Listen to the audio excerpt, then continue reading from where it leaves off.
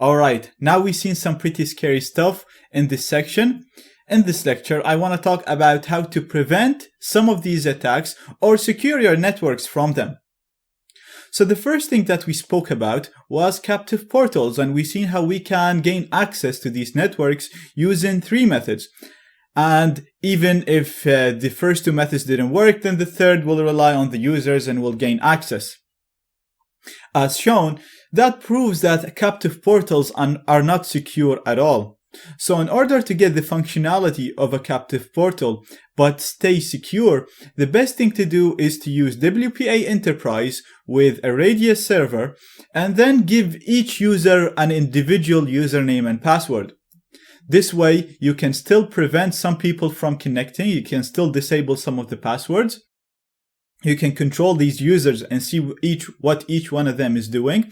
But at the same time, the people authenticate using the WPA or WPA2 authentication procedure. So it's much more secure. The data is going to be sent encrypted. So people that are not connected to the network cannot sniff it. They can't just connect and do ARP spoofing. And at the same time, you're getting the same functionality that you'll get from a captive portal.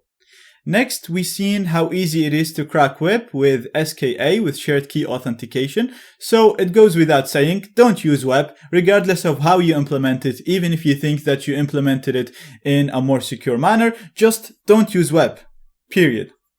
Next is WPS. And we've seen how we can force some routers to cuff their password or their PIN.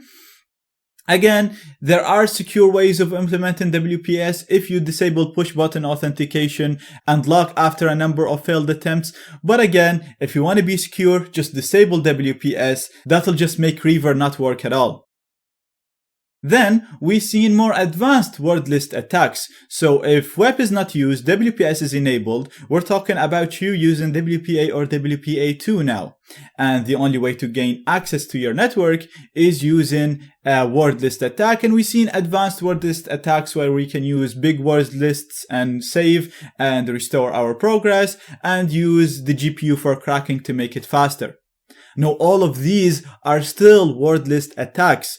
So if you use a long password, say minimum of 16 characters with letters, numbers, and symbols, then it's going to be very, very difficult to get your password, even using the methods that I showed you right now.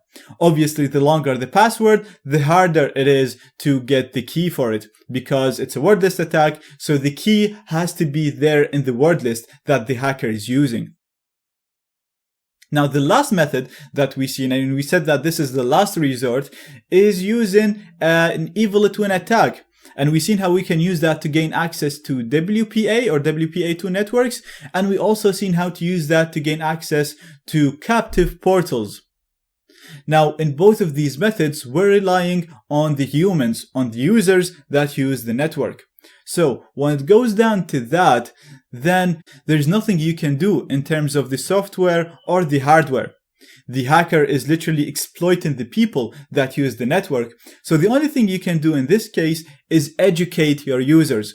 So if you have a small group of users, you can just have a talk and tell them, here, look, this is an attack that can be used. Be careful from it. If you get de-authenticated or disconnected from your network, make sure when you connect that you connect to the same network and make sure that the network you're connecting to is actually using encryption. So it's not an open network. Also tell them never enter the network key in a web interface because as we've seen, when we're running the evil twin attack, we always ask for the password in a web interface. So make sure that your users know they should never enter the key in a web interface. And if they already entered the key, they'll never be asked for it again unless they clicked on forgot the network, which they should know.